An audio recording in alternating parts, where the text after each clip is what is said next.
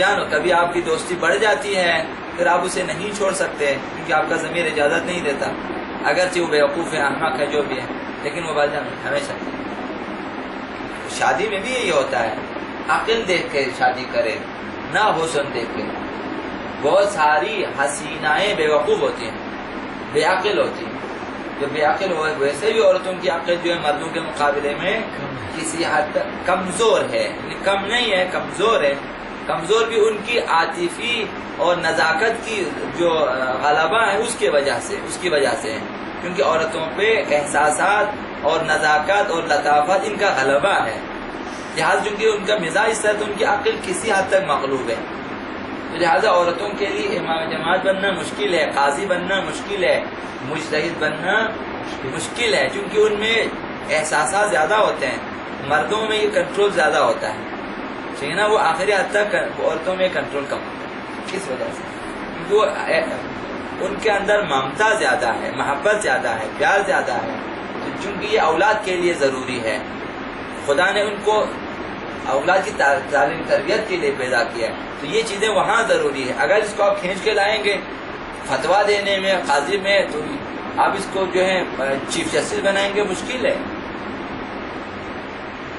اسلام نے ان کو کسی اور کام کے لیے بنایا ہم یہاں، تو لہٰذا اس وجہ سے ان کو ناقص العقل سے مراد یعنی عقل کم نہیں ہے، عقل جو ہے کسی حد تک کمزور ہیں، یعنی زور نہیں ہے ان کی عقل میں، عقل جلدی مغلوب ہو جائے، سمجھتی سب کچھ ہے، لیکن وہ جو پاور ہونا چاہیے کہ آپ اپنے غم کو بھول جائیں اور اسٹینڈ لے لیں۔ کبھی ابھی آپ کے گھر میں حادثہ ہو جاتا ہے تو خواتین تو بیکار ہو جاتی ہیں، وہ پھر کام نہیں کرے گی، رونا دھونا شروع ہے، لیکن آپ اس غم کو پہلے روک کے آپ پھر پہلے ماحول کو سنبھال لیتے ہیں، بچوں کو سنبھالتے ہیں، خواتین کو سنبھالتے ہیں، باہر سے لوگ آتے ہیں آپ کو سنبھالتے ہیں، رونا دھونا بعد میں رہے، لیکن عورتیں نہیں سنبھالے گی، کیونکہ ان کا یہ کام ہے پہلے رونا دھونا ہے، اس کے بعد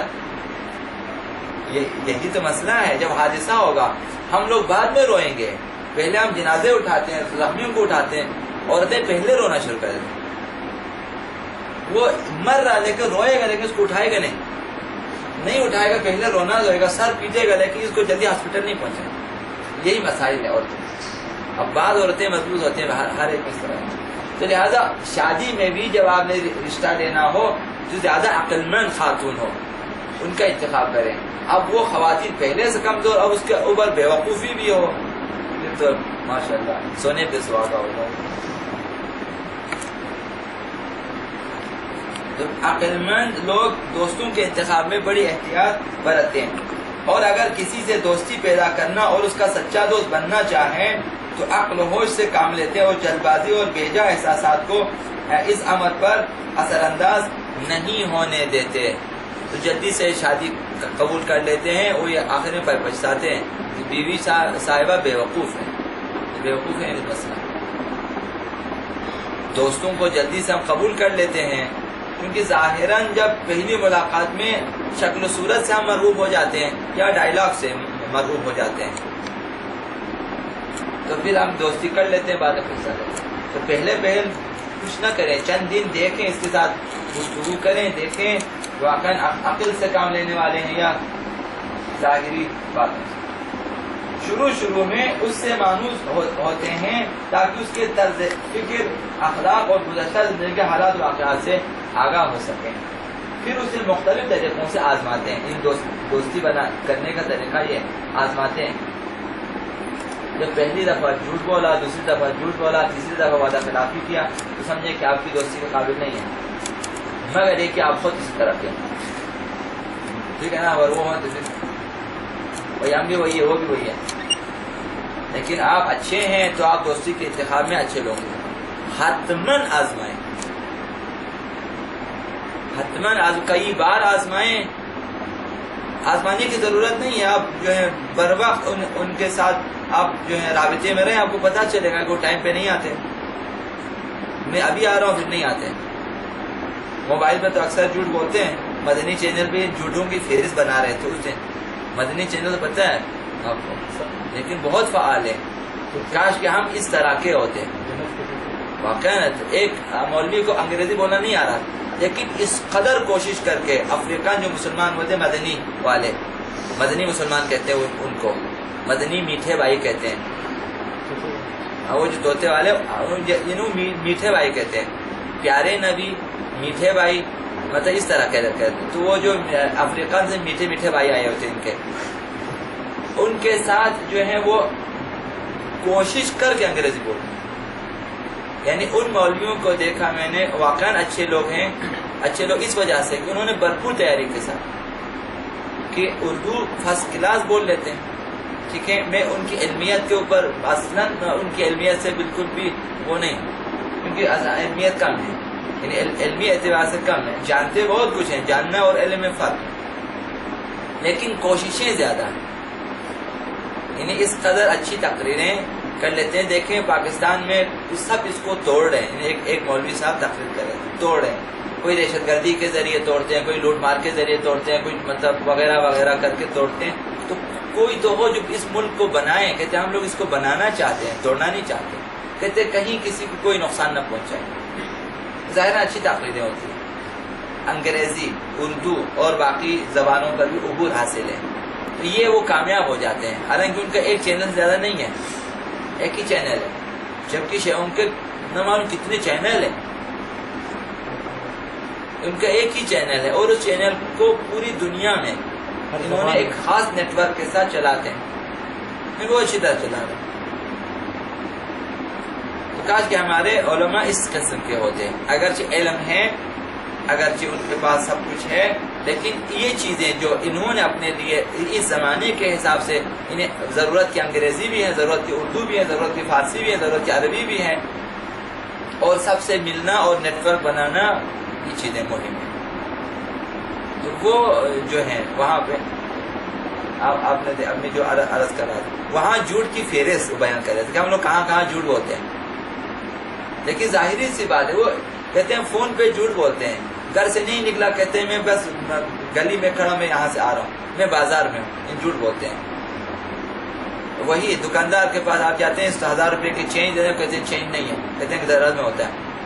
اس قدر معاشرے میں ہم لوگ جھوٹ بولتے ہیں. ٹیلی فون پہ جھوٹ بولتے ہیں، اور بازاروں میں جھوٹ بولتے ہیں، دعوتوں پہ جھوٹ بولتے ہیں، مختلف. جھوٹ کی ایک وہ ہوتی ہے. لہذا ہمیں چاہیے کہ دوستی کے انتخاب میں بہت احتیاط کریں. جب آپ آزمائیں گے اپنے دوست کو، پتہ چلے گا کہ کتنے جھوٹ، کبھی نہ کبھی تو آپ کو پتہ چلے گا کہ کہاں کہاں جھوٹ بول رہے ہیں. کچھ دوست ہوں گے آپ بولے میں ابھی ہاسپٹل میں، کچھ دوست ہوں گے بولے میں ابھی گاڑی مارا ہے، کیوں گھر میں بیٹھا ہوتا. تو جب جھوٹے ہیں حتماً اس سے اجتناب کریں. لہذا بہت احتیاط کریں. عقل دیکھیں، علم دیکھیں، ہنر دیکھیں، اور اس کے بعد آزمائیں اسے کہ خیانت تو نہیں کرتا. چند روپوں میں آزمائیں. میں اپنے ذاتی طور پر یہ تجربہ کر لیتا ہوں، یعنی میں نے کر لیا ہے. تمام جو ہمارے افراد، بعض 1000 روپے میں خیانت اس کے سامنے آ جاتی ہے، 500 روپے میں خیانت سامنے آ جاتی ہے. 500 روپے میں 1000 خیانت سامنے آ جاتی ہے. چھوٹے چھوٹے کام آپ اس کو دیں، وہیں سے اس کی خیانت سامنے آ جاتی ہے. تو وہ افراد جو چھوٹے چھوٹے کاموں میں آپ کے ساتھ خیانت کریں، چند روپوں میں آپ کے ساتھ خیانت کریں، ضروری نہیں ہے کہ آپ اس کے منہ پہ بولیں. ٹھیک ہے، آپ درگزر کریں، معاف بھی کریں، لیکن دوستی کے حوالے سے احتیاط کریں. کیونکہ یہ آج آپ کا 1000 روپے واپس نہیں کرے گا، آج آپ کا 2000 واپس نہیں کرے گا. کل آپ دیکھیں گے کہ پھر لاکھوں روپے لے کے پھر آپ اس کے ہاتھ میں 1 لاکھ روپے نہ دیں. چلو 1000 روپے کی اگر پرواہ نہیں ہے، لیکن تجربہ ہو جاتا ہے. ضرور آزمائیں دوستوں، اور جسے آزمایا ہو دوبارہ نہ آزمائیں. حافظ شیرازی نے فرمایا کہ من جرب المجرب حلت به الندامہ. جو آزمائے ہوئے کو آزمائے گا شرمندگی ہوگی. دوبارہ نہ آزمائیں. اسے جس اسٹیج پہ آپ نے رکھا ہے اسی اسٹیج پہ رکھیں. ٹھیک ہے، چلتا رہے. ضروری نہیں ہے کہ آپ دوستوں کو آگاہ بھی کریں کہ بھائی میں نے آپ کو آزمایا ہے، آپ ٹھیک نہیں ہیں. بولنے کی ضرورت نہیں ہے. اس کا دل بھی نہ توڑیں، اس کا خیال بھی رکھنا ہے آپ نے، ضرور کہ آپ خود دور ہو جائیں. جب آپ دیکھیں کہ دوستی کی تمام شرائط پوری ہے اور اس کی صلاحیتوں کا بھی آپ نے اندازہ لگا دیا تو پھر اس سے دوستی قائم کریں. یعنی تمام عقل مند لوگ یہ کام کرتے ہیں. آپ بھی انشاءاللہ اپنی عقل مندی سے وہ کام کریں. ڈھونڈیں بے شک دیر لگے لیکن اچھے دوستوں کا انتخاب کریں, پھر اسے ہاتھ سے جانے نہ دیں. حضرت آغا امیر المومنین علی بن ابی طالب علیہ السلام فرماتے ہیں کہ من اتخذ اخا, جو شخص بھائی انتخاب کرے یعنی دوست اپنے لیے, بعد حسن الاختبار, جبکہ بہترین طریقے سے آزمائش کرنے کے بعد. آپ نے کئی بار آپ کو آزمائش کرنا ہوتا ہے. بعض دوست ہوشیار ہوتے ہیں, وہ پہلے ایک دو دفعہ آپ کو دھوکہ نہیں دیتے, بعد میں دھوکہ دیتے ہیں. لہذا آہستہ آہستہ آزماتے جائیں. من اتخذ اخا بعد حسن الاختبار, جب اچھے طریقے سے آزمانے کے بعد کسی کو دوست بنا لیتا ہے, فرمایا دامت صحبتہ, اس کی دوستی دائمی ہو جاتی ہے, باقی رہ جائے, اس کی ہمنشینی ہمیشہ کے لیے ہوتی ہے. وتأکدت مودتہ, اور اس کی دوستی اور محبت مستحکم ہو جاتی ہے. پھر کس قدر اچھی بات ہے کہ آپ کو ایسا دوست ملے جس کی محبت ہمیشہ آپ کے دل میں رہے اور آپ کی محبت ہمیشہ اس کی جان. یا واقعاً ایسے دوست نہیں ملتے, جو 2-3 آپ کو ملے ہوں گے. ہمارے پاس ایک دوست زیادہ نہیں ہے لیکن بہت اچھے ہیں. وہ زندگی کے کسی اسٹیج پر بھی آپ کو فراموش نہیں کرتے. یہ بھی تو ضروری نہیں ہے کہ آپ اسے پھر زندگی بھر آزماتے رہیں. نہ, پھر اس کے بعد پھر آپ اپنے خلوص کا, دوستی کا پھر اس کے ساتھ شیئر کریں, پھر نشاور کریں. پھر وہ دوست قیمتی ہے. خدا کرے کہ اسے اچھے دوست ملے. مجھے جتنے اچھے دوست ملے وہ انہوں نے زبردستی مجھ سے دوستی کی, یعنی میرا کوئی کمال نہیں. انہوں نے زبردستی مجھ سے دوستی کی ہوئی ہے, اور پھر بعد میں نے ان کے ساتھ دوستی کی ہے. پہلے انہوں نے کی ہے اور وہ بھی زبردستی بلا کے دوستی کی ہے. ورنہ مجھ میں وہ قابلیت نہیں کہ میں کسی کو دوست بنا سکوں, نہیں ہوتا, کیونکہ بچپنے میں ہماری تربیت نہیں ہوئی. یہ چیزیں شروع میں ہمیں بتانی چاہیے. کسی نے تو ہماری تربیت نہیں کی. ہم ایسے دھکے کھا کے یہاں پہنچے ہوئے. یعنی ایسا نہیں کہ ہم شروع سے تربیت پا کے ادھر پہنچے. ہم دھکے میں آ گئے, کسی نے ادھر کسی نے ادھر, بس وہ غلطی سے پہنچ گئے. ٹھیک ہے نا. بعض لوگ جنگل میں گم ہو جاتے ہیں, دھکے کھا کے روڈ پہ پہنچ جاتے ہیں. ہم لوگ دھکے کھا کے روڈ پہ پہنچنے والے. تو آپ لوگوں کی طرح نہیں, آپ لوگ ماشاءاللہ شروع سے آپ کی تعلیم ہے, شہری ماحول ہے, تربیت ہے, اسکول ہے. خدا نہ کرے کہ جس طرح ہم نے اسکول پڑھا آپ کو اسکول پڑھنا پڑے, تو آپ نہیں پڑھیں گے. تو امیر المومنین نے فرمایا کہ من اتخذ اخا بعد حسن الاختبار, اختبار یعنی آزمانا, حسن اختبار بہترین طریقے سے آزمانا. تو اس کے بعد اگر دوستی ہو جائے, دوستی دائمی ہو جاتی ہے, محبت اور جو ہے دوستی اس کی پائیدار ہو جاتی ہے. اس حدیث کو پڑھتے ہیں انشاءاللہ, پھر باقی کل انشاءاللہ, زیادہ ٹائم آپ کا نہ. حضرت آقا رسول خدا صلی اللہ علیہ وآلہ وسلم فرماتے ہیں, ابن مسعود کو فرمایا, ابن مسعود سے, فَلْيَكُنْ جُلَسَاؤُكَ الْأَبْرَارَ, تمہارے ہمنشین دوست اچھے لوگ ہونے چاہیے. تمہارے ہمنشین اچھے لوگ ہونے چاہیے, صالح لوگ, ابرار نیکوکار لوگ, صالح لوگ. آپ کے ساتھ بیٹھنے والے اچھے لوگ ہونے چاہیے, برے لوگ آپ کے ساتھ نہ بیٹھیں. فَلْيَكُنْ جُلَسَا, جلیس ہمنشین کو کہتے ہیں, دوست کو کہتے ہیں. جلیس یعنی ایک ساتھ اٹھتے بیٹھتے ہیں, جلیس. فَلْيَكُنْ جُلَسَاؤُكَ الْأَبْرَارَ, ابرار نیکوکار لوگ. آپ کے ہمنشین دوست ہمیشہ نیکوکار ہونے چاہیے. وَإِخْوَانُكَ الْأَتْقِيَاء, اور جو ہیں تمہارے جو بھائی ہیں, اخوان تمہارے دینی برادری میں باتقوا لوگ ہونے چاہیے. دینی بھائی تمہارے باتقوا لوگ ہونے چاہیے. والزہاد, اور زاہد اور پرہیزگار لوگ ہونا چاہیے. لأن اللہ تعالی قال, اچھی کتابی یہ پیغمبر فرماتے ہیں, کیونکہ خداوند اپنی کتاب میں فرماتا ہے. کیا فرماتا ہے؟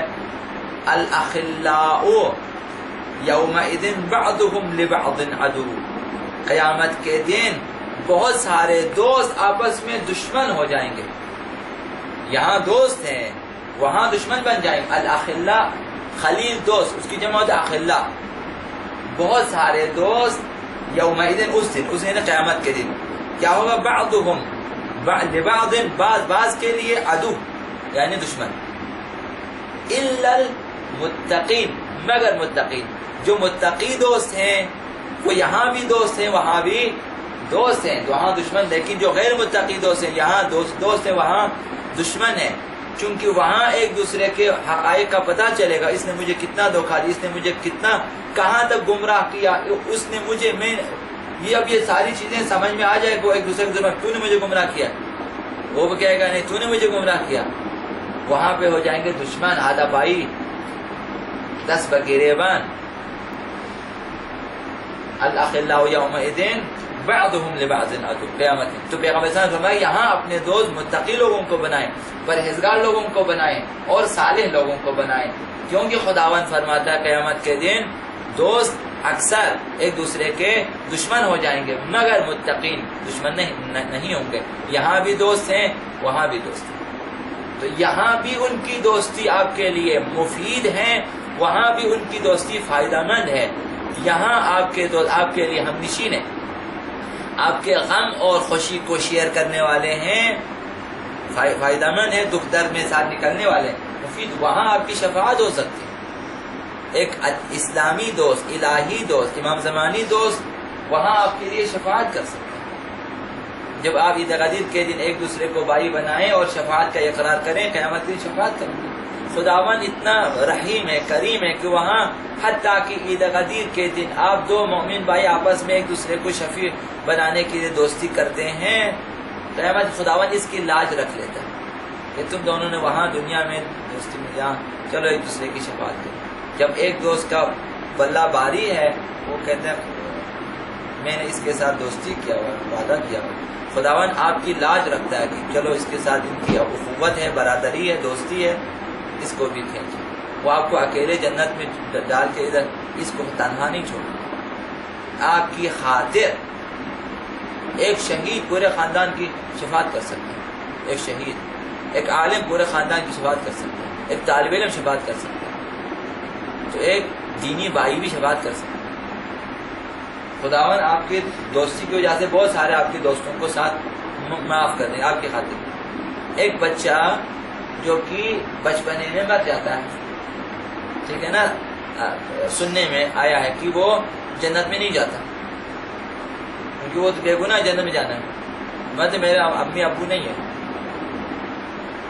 اب خداوند کیا کرتے ہیں؟ زبردستی نہیں کرتا، نہیں لے کے جاؤ اس کو فیلڈر پلاؤ نا، خداوند ایسا نہیں کرتا۔